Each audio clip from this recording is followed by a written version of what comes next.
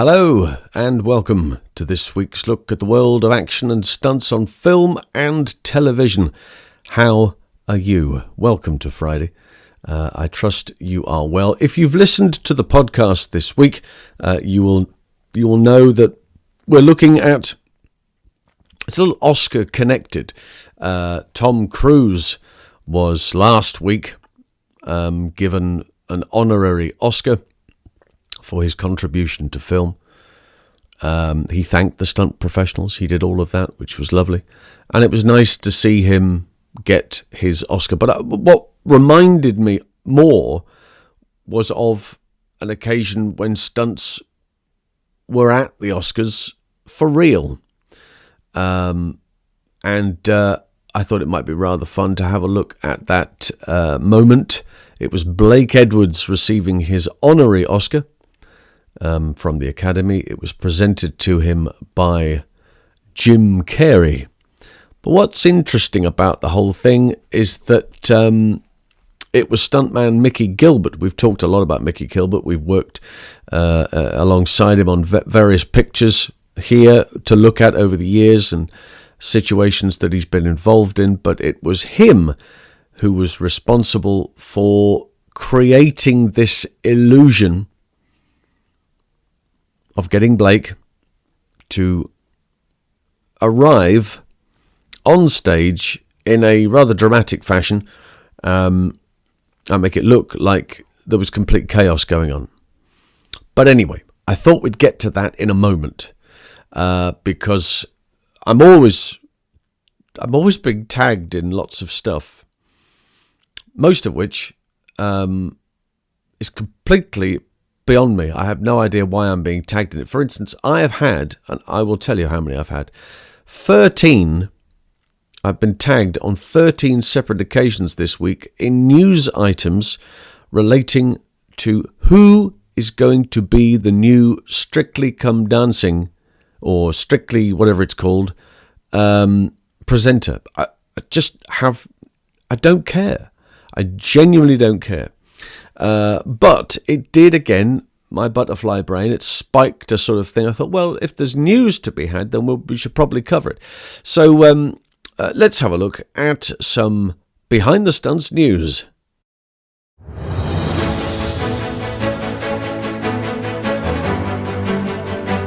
Here's the news, and firstly this week we learned that the BFI, the British Film Institute, given members of the British Stunt Register exclusive access to their sacred-held files within the bowels of the building. BFI are supporting all areas of film and have added stunt professionals to their archive in the shape of the original Stunt Register from 1973. A copy was discovered fully intact in the archive of stunt professional Danny Bairnett's home, and it belonged, of course, to her late husband, the wonderful Peter Brough. She agreed to donate this remarkable piece of history to the BFI, and alongside BSR committee members who included Chairman Lloyd Bass and stuntman Franklin Henson, whose dad Frank was one of those very first in the book, and those members from the first register who attended were Greg Powell, Eddie Stacey, Jim Dowdle, Paul Weston, Stuart Fell and Rocky Taylor were all on hand to be given the tour of the facility and watch part of their history added to the BFI archive. And we must thank the BSR and Katie Reddington from the BFI for their work on this project. And finally, stunt woman Sid Childs has the perfect Christmas gift all wrapped up for you this year. Her book Judo, The Avengers and Me is still available, and the brand new 4K New Avengers Blu-ray has come out with many appearances by Sid and DVD commentaries featuring new documentaries and extras, and also features our old friend Rocky Taylor. He really does get everywhere, that boy, doesn't he? More next week. There we go. You're better informed now that you've had the Behind the Stunts news. I hope that has quenched your thirst for another week. We'll find out more exciting news and put it into our segment next week. But please stop tagging me in daft stuff that I couldn't care less about. I don't care who presents any news television program or entertainment program. Not remotely interested. If it's involving stunt professionals, then tag me in the damn thing. That's okay. I have no problem with that whatsoever. So anyway, right. Blake Edwards. Let's go back to where we were. Blake Edwards is receiving an honorary Oscar. This is 2004. And the idea is that Mickey Gilbert is phoned by the producer of the show, who he knows. And the producer says, Mickey, we're going to do something this year. We want to do a little different. Blake Edwards is receiving an honorary Oscar from Jim Carrey. That's worked out in advance, so they know exactly what the deal is. And we thought that it would be great if we could have a little sort of a stunt sequence or something that you could write in to the action to keep it a bit more exciting instead of just the usual showing of clips and then the recipient walks on stage, stands there for ages because there's often a standing ovation, and then eventually then speaks and says a few words and then gets off. We wanted to see if you could do something different. And he said, well, okay, I could do that. And so it turns out that Blake, of course, very famous for many reasons, for many wonderful movies that he's worked on. He's also Mrs. Julia. He's Mr. Julie Andrews, I should say, and that in itself deserves, an accolade. He's a lucky man. However, he's also the director of some of the world's greatest movies, the Pink Panther pictures included, which of course have created huge, wonderful stunt sequences for many stunt professionals to add to over the years. So, what he thought about, and he'd heard that Blake had a bit of a leg issue, and he was a bit unstable on his foot. He said, that's interesting. I wonder if I can work this in. So what he came up with on the spot was, look, let's play with the idea that he has an ankle injury. So we can have him in a wheelchair and have his leg, the one he has issue with, outstretched, and then he'll have a little remote control, of course, to operate the wheelchair with, electric wheelchair. And we'll have these two beautiful girls standing next to him who are looking as like they're going to wheel him on to the stage when Jim Carrey announces him. But he flicks the switch and then, vroom, it takes off and he flies out of shot really quickly.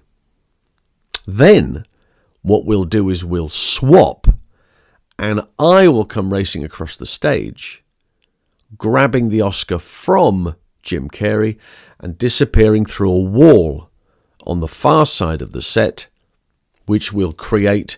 We'll have a little hidey hole in there for Blake to stand, so I come crashing through. He's perfectly safe over to one side, but he is now dressed in a tuxedo, and it's got dust and bits and stuff all over it, and he's clutching the real Oscar in his hand, and then Jim can rush over and help him out, and it gives the impression that he has been the whole time. But the key to the whole thing, and this is absolutely crucial, is that people on the screen behind Jim Carrey must see Blake on the screen in the wheelchair with the two girls disappearing out of shot. And then to stage left, that is where he will arrive.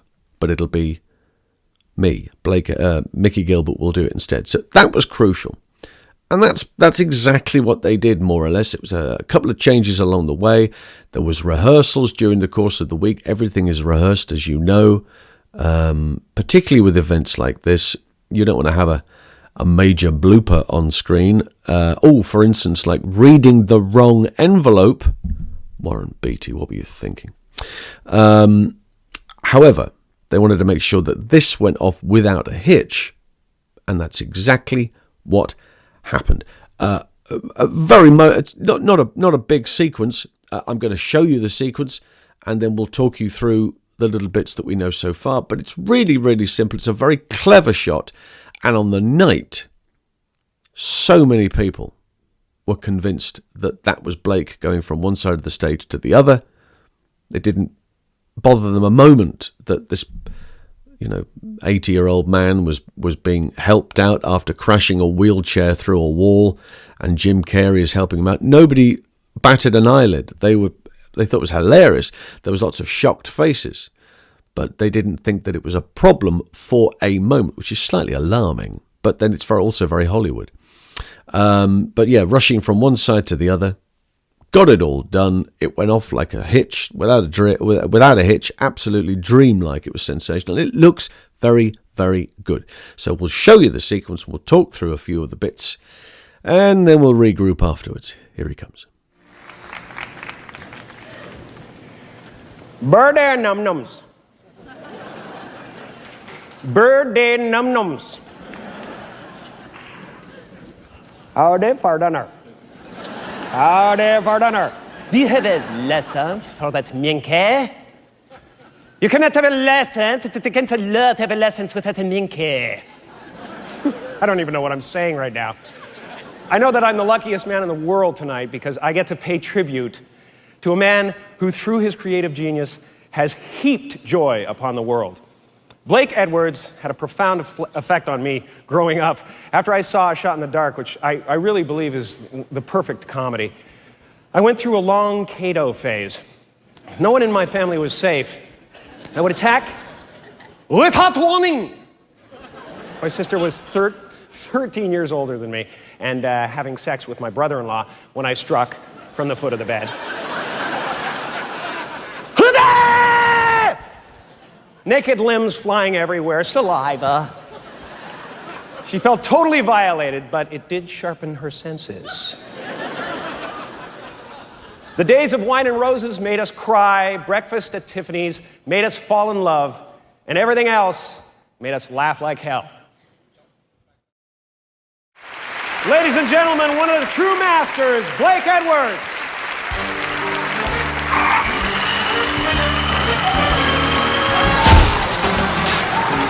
I can't believe this is happening! I can't believe this is happening on the biggest night of his life! Idiot! Blake!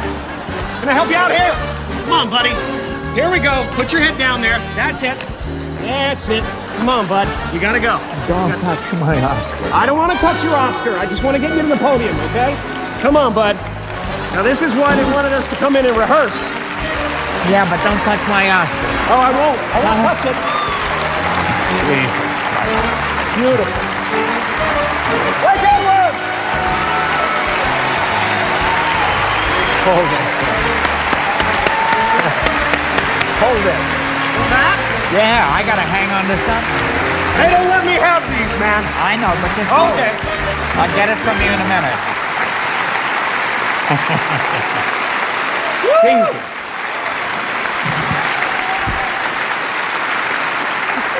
I don't care anymore. Wow. That felt good. Ladies and gentlemen, one of the true masters, Blake Edwards. So he invites him on stage. This is the pre-record section. That's Blake Edwards just disappearing out of shot. Mickey Gilbert takes over live, grabs the statue, and then goes through the wall at the far side into a little, just under the area there, where Blake will then step out and will be helped out by Jim Carrey. It's a really clever visual gag. It works on the basis that the audience have to see Blake in order for it to work. The real Blake Edwards, they have to see him. That's what that whole initial setup was regarding. And of course, him coming out saying, "Don't touch my Oscar. Don't touch Jesus," he says, "Don't touch my Oscar." Jim Carrey then says, "This is why they asked us to rehearse," which they had to do during the course of the week. But the key to the whole thing, seeing Blake before, sowing that seed, then doing the takeover and live firing out from the side of the stage. It's really clever. And this clip has, you know, the word viral as overused very possibly, but very clearly it's a very important gag. It's a remarkable piece of footage, and it's a well-deserved award for Blake Edwards. "Don't touch my Oscar. Take your hands off my Oscar." He's acting. he's worked with a lot of actors over the years, and he's acting. And and then he says that thing. Jim Carrey says, "This is why they get us to rehearse." And then he comes out of character. He goes, "Jesus, I don't care anymore," which I thought was lovely. So yes, Blake Edwards, fabulous. Married to Julie Andrews, man. Growing up, never mind Sound of Music. S.O.B. You ever seen S.O.B.? You should see S.O.B. Ooh, wow. Very good, very exciting for two terrific reasons.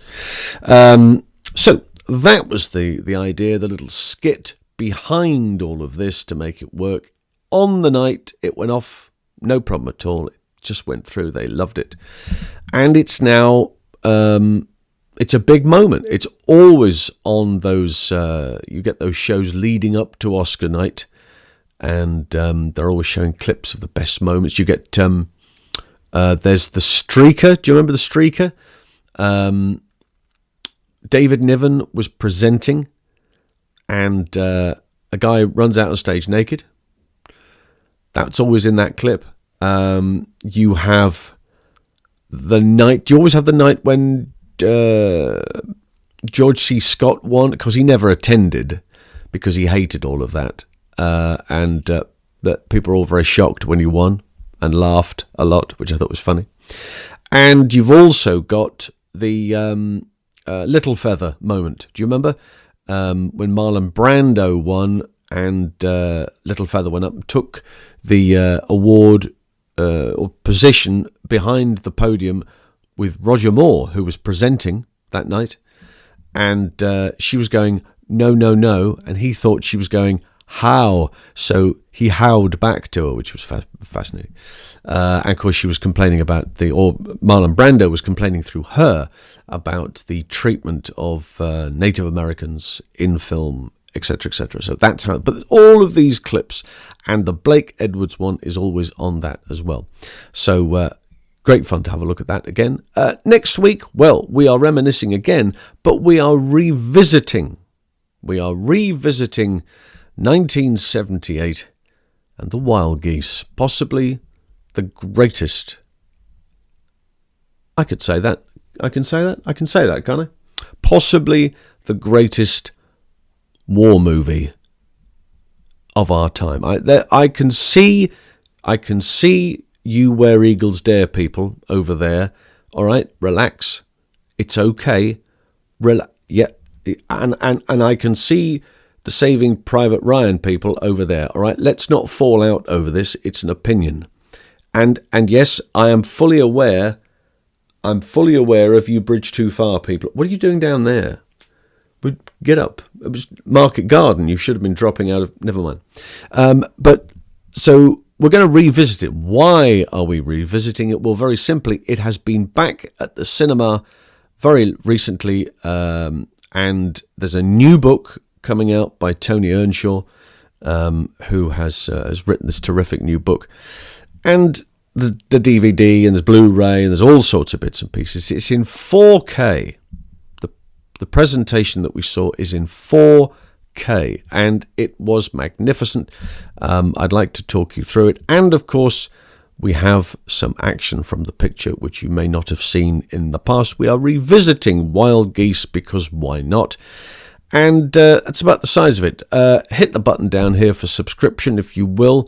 You get the podcast and the YouTube show, so go and do that. There's a Linktree link in the show notes. Go down there and click on that. That's all of our social medias. If you'd like to follow us on those, do so as well. And, well, until next time, it's bye for now.